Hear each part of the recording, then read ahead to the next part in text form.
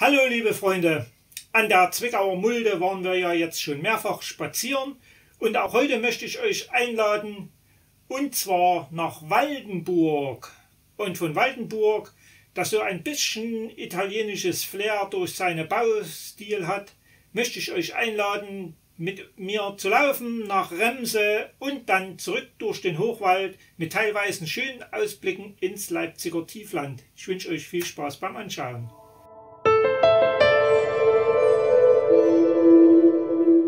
Der Start für unsere etwa 10 Kilometer lange Wanderung wird in der Töpferstadt Waldenburg am Parkplatz der Muldebrücke sein.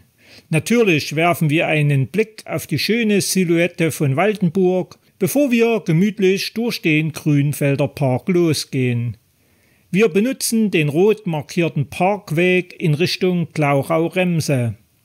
Dieser Weg ist gleichzeitig der Lutherweg und wir bekommen bei der entsprechenden Jahreszeit noch einen schönen Blick auf die Lutherkirche geboten. Doch woher hat dieser lauschige Park eigentlich seinen Namen? Was hat Waldenburg mit Grünfeld zu tun? Graf Otto Karl Friedrich von Schönburg-Waldenburg heiratete Henriette Eleonore Elisabeth, geborene Gräfin Reuß. Ihr erinnert euch sicher noch gut an die Reußen und ihr Mausoleum im Greizer Ortsteil Waldhaus. Beide wollten nun vor den Toren Waldenburgs einen Sommersitz haben. Inspiriert durch seine Reisen nach England wollte der Graf Otto Karl Friedrich einen ähnlichen Park und der musste auch einen entsprechenden englischen Namen erhalten, nämlich Greenfield. Die Sachsen machten daraus im Laufe der Zeit den uns heute geläufigen Namen Grünfeld daraus. Doch genug der Geschichte, genießen wir den Park, den wir dann in Richtung Elisensee verlassen. Das eigentliche Herzstück des Parks möchte ich euch in einem späteren Film vorstellen.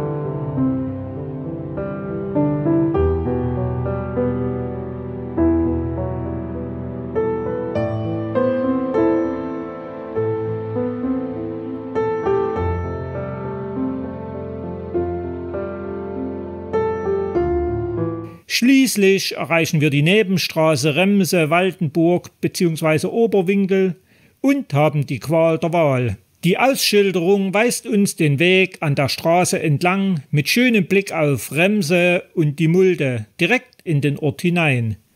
Man kann aber auch, angekommen aus dem Wald, die Straße überqueren und gegenüber wieder in den Wald.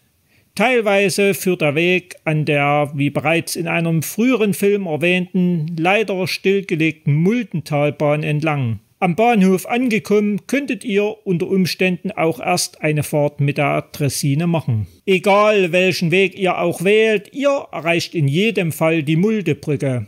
Doch das erstmals 1216 erwähnte Remse hat noch viel mehr als die Eisenbahn zu bieten.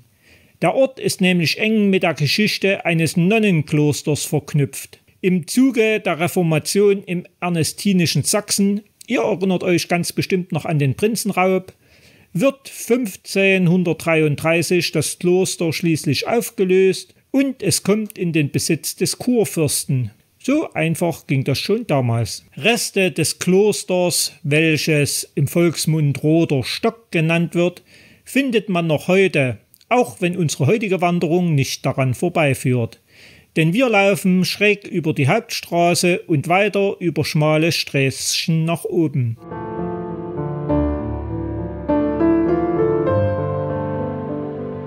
Belohnt werden wir mit schönen Anblicken auf die Mulde und das Dörfchen.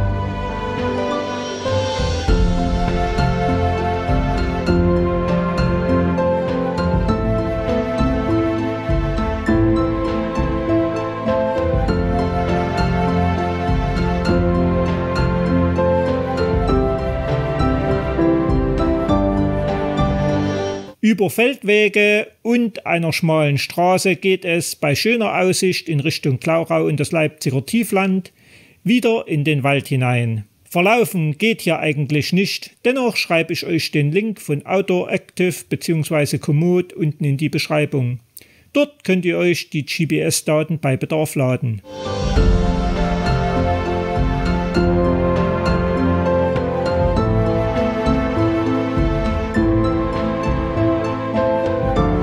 Im Wald finden wir dann einen Waldfriedhof. Das strahlt so eine himmlische Ruhe aus.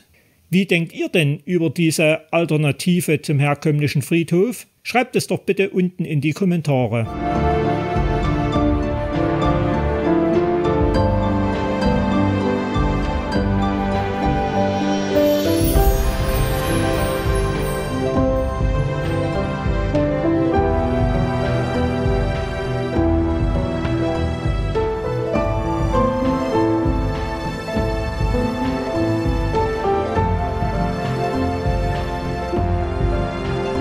Über eine kleine Bungalow-Siedlung und dem Freibad erreichen wir schließlich unseren Ausgangsort Waldenburg.